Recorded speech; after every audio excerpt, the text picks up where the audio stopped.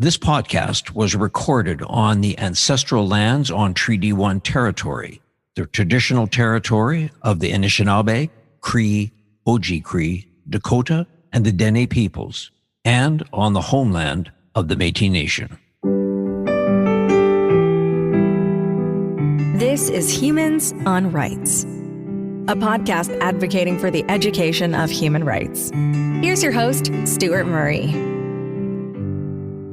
On this episode of Humans on Rights, I'm going to go to the Manitoba Museum, where they are in partnership with the Rainbow Resource Centre.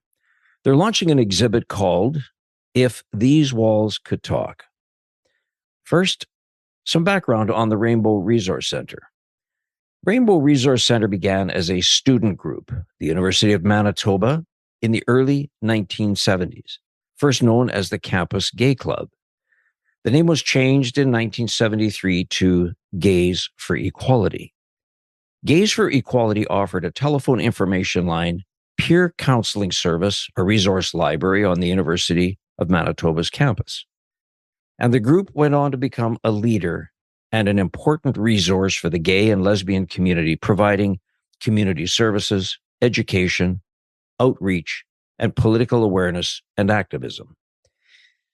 In 1988, the group changed again and became Winnipeg Gay Lesbian Resource Centre, establishing itself as an independent organization in a new location at Confusion Corner in Winnipeg. The Resource Centre was incorporated as a non-profit organization, applied for charitable tax status under the legal name of Manitoba Institute of Society and Sexuality. In 2008, the Rainbow Resource Centre relocated just a few blocks from its old location. And this year, the Rainbow Resource Centre is celebrating 50 years of identity, advocacy, and community. The Rainbow Resource Centre is the longest serving, continuously running, two-spirited LGBTQ plus resource centre in North America. The exhibit, If These Walls Could Talk, is, as I said earlier, produced in partnership with the Manitoba Museum and the Rainbow Resource Centre. And it explores the history of the two-spirited LGBTQ plus community in Winnipeg from 1970 until the 2010s. This period of activism after the decriminalization of homosexuality in 1969 covers campaigns such as Coming Out in the 1970s, HIV/AIDS information in the 1980s, marriage and adoption rights in the 1990s, and 2000s and protection for gender diversity in the 2010s and more. I've told the exhibit provides a better understanding of the issues facing the two-spirited LGBTQ plus community over the last 50 years, and the types of activism used to advance and protect rights. Two-spirited LGBTQ plus people have always been a part of Winnipeg society. They have a history, and it should be told on their terms, and that is why the Rainbow Resource Centre is leading the way in this exhibit. I'm looking forward to experiencing and learning from this exhibit. The challenges, the difficulties, and the celebrations this community has had, and how they plan to share that with every visitor. Let's get started.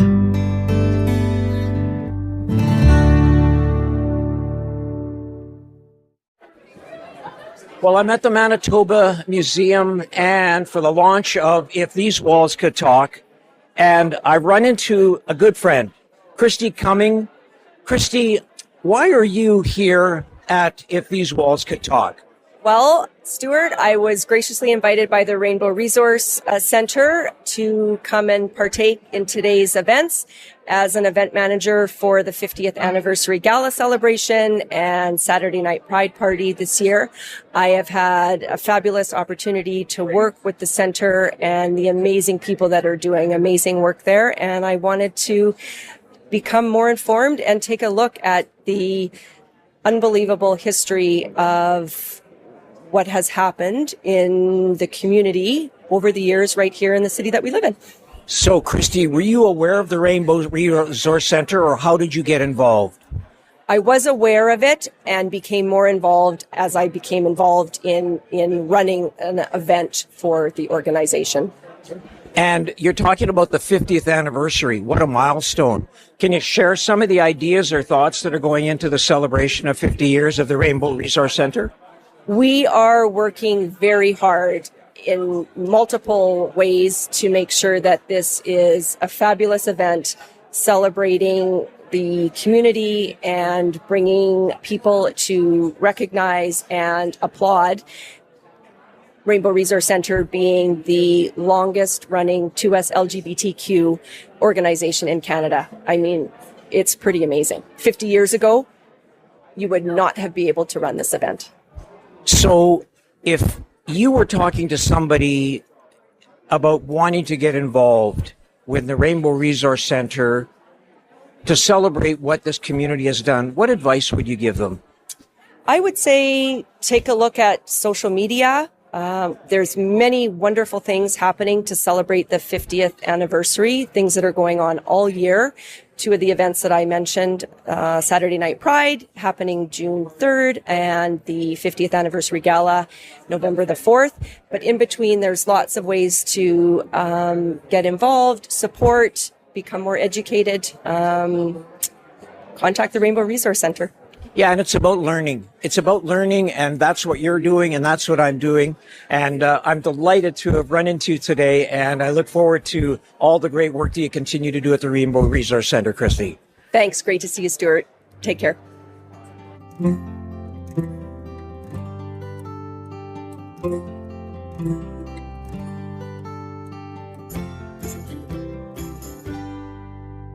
Hi, how are you? I'm great. Thanks for having me, Stuart. Okay, and who are you? I'm Christy Pearson. Okay, Christy, great to meet you. Glad to have you here. And you're with somebody who we also know.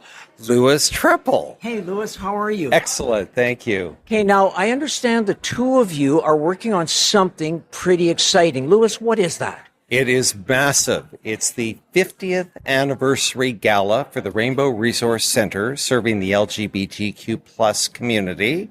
And it will be a blockbuster like nothing Winnipeg has ever seen before.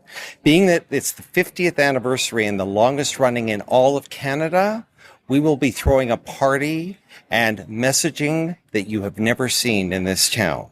So you're co-chairing this event, which sounds amazing. What else are we going to look forward to? I am. I think what we'll see at this gala is we'll see a lot of allies coming forward. I myself see myself as an ally to the LGBTQ plus community. I have a child that fits in on the rainbow, and I feel that we're going to see different people showing up to show their support for this community. We're going to see people in the community that may not have stepped forward, and they're going to be showing their support to stand beside people in the community. So, Christy, you said a word that's very important, and that is the word ally. And I think a lot of people wonder, what does that mean, or how can I become one? What would you say to somebody who said, I'd like to be, or how can I learn more about that? I think it starts with listening and learning. So here at the Manitoba Museum, there is an exhibit going on talking about 50 years of activism here in Manitoba. So it's learning about what it means to be LGBTQ plus and to be in that community. I think then it's about lifting voices. So it's about stepping back and lifting others up to be able to share their voice and be able to share what their story may be. And Louis, we're sitting here in the Manitoba Museum. They're launching this fabulous exhibit, If These Walls Could Talk. What would you say to somebody who's not sure whether they should or shouldn't come to this exhibit? It's an absolute must. It is a very moving experience and a really great opportunity to learn and to see the history of what's going on here in this province. And I would say that when you talk about 50 years, you know, I don't want to use the expression it's about time, because that might seem demeaning to those people who have gone through some horrific experiences. But we are here today, and hopefully the sun is shining, and hopefully this is an opportunity for people to learn. And I would say if nobody is not sure who or what the Rainbow Resource Center is doing, partnering with the Manitoba Museum must be a very special opportunity for sure. Absolutely. And what would you say is one of the biggest hopeful takeaways of this exhibit? And I'll ask both of you the same question. The people come with an open mind and walk away with new information and continue growing. Christine? I agree. And I think especially right now with what we see going on down south and even across our own country, I think we'd be remiss to not, to think that we have reached a stage that everything is just okay. That I think that, at times, even now, we need to step forward and support organizations for people who are vulnerable or people in the LGBTQ plus community. I think that this time is it's important now. Well, I can't tell you how fortunate I feel to come to this exhibit and run into the two of you who are doing amazing work in the community and planning something very special. Is there a date that you can... Yes, Stuart. The date is November 4th, but although it's November 4th, tickets go on sale June the 7th, and believe me, you do not want to miss out. Louis, always selling. Christy, Louis, congratulations. Thank you for taking a moment to speak with me. Thank you. Thanks for having us.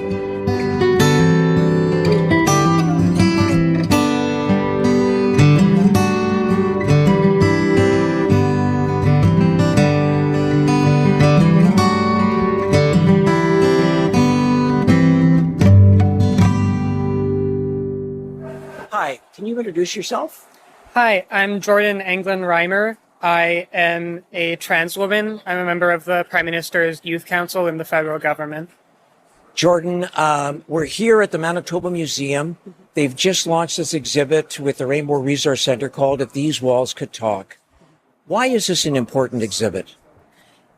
I would say that it's an important exhibit because it matters to remember the past, to see how awful things were in the past and the struggles that we've taken to get here, as well as realizing the patterns of history repeating itself and understanding the past to try to stop that from happening again.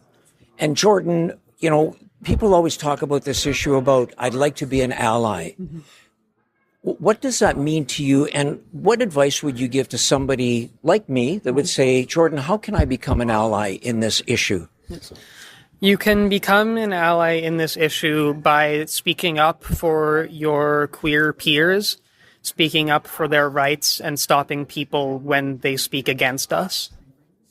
And, that sounds, to be honest, very achievable. Mm-hmm. Why is it so hard from your perspective of somebody who is living this life to achieve what it is so that people will come out and be more respectful of human beings and the decisions that they make to become who they want to be?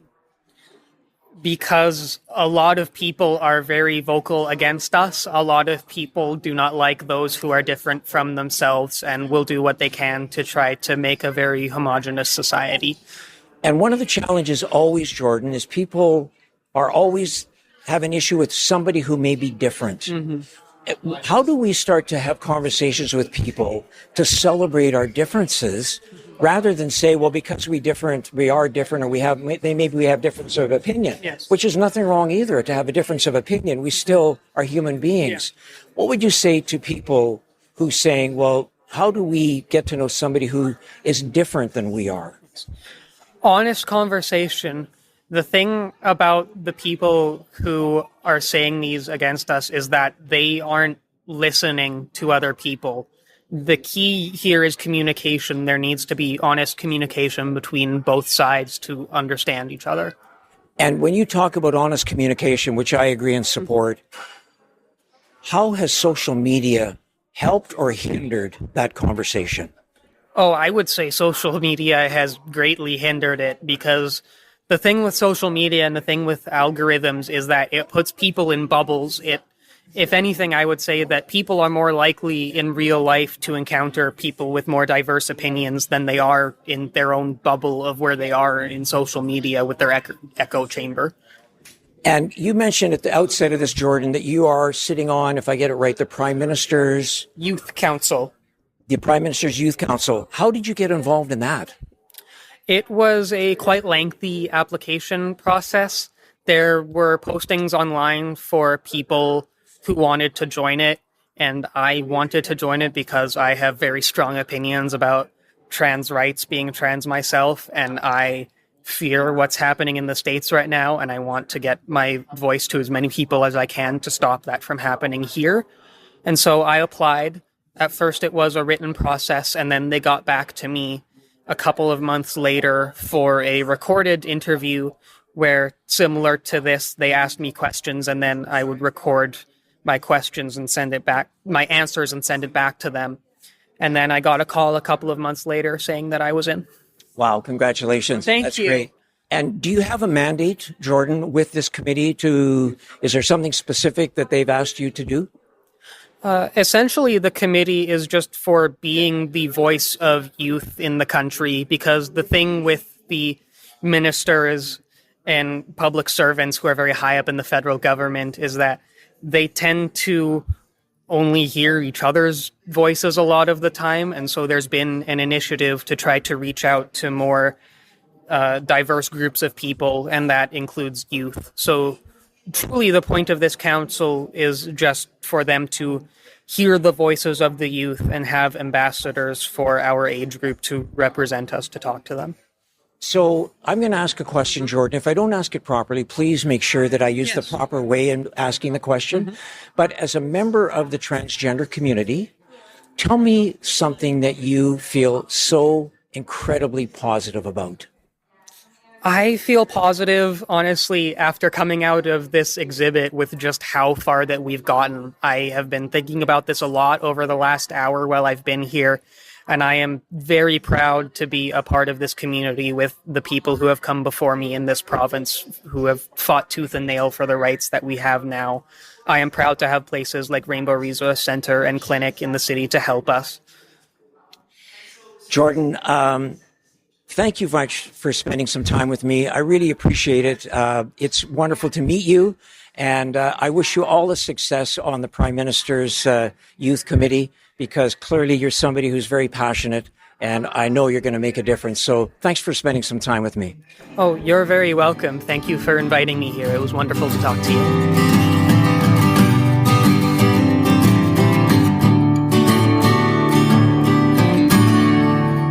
Sally, we're standing at the entrance of the Manitoba Museum, where the Rainbow Resource Centre has partnered with them to create an incredible exhibit called If These Walls Could Talk. What's your impression having just seen the exhibit? Well, it's really interesting. Like, I volunteer a little bit down at the center, and how this all started, they had boxes and boxes and boxes of posters from our history, of everything about our history, starting way, way back in the early 70s. And so we, Bryce and I, the person who works at the center, brought them all out, organized them all, sorted them all out, digitized them all out, and so they're all there and they're all recorded now. And then Ashley Smith came along, and he thought it would be a good idea. He thought, I'd just like to take some of the highlights of our history and do a poster historical journey. And so that's how it all began. So I knew it was happening. I knew it was going on. And I've got thousands of stories to tell, and it's not like I haven't told stories before or anything about it. But it's one thing, I think, when you're telling a story, and you censor yourself and you don't say everything, and a lot of the stuff, when we were doing all this activism work, I mean, it wasn't something we thought about, geez, we better save this one day because it's going to be so important. Things had to be done, and we just went ahead and did it. And so it's out there. And then when I come down here and I see it now on the wall looking back at me, and I say, holy crap, this was us. This was me. This really happened. We really did this. We really survived through this. And then when I stand out here in the larger space, and I see now a lot of younger and younger faces than myself, and I look out the faces and I say,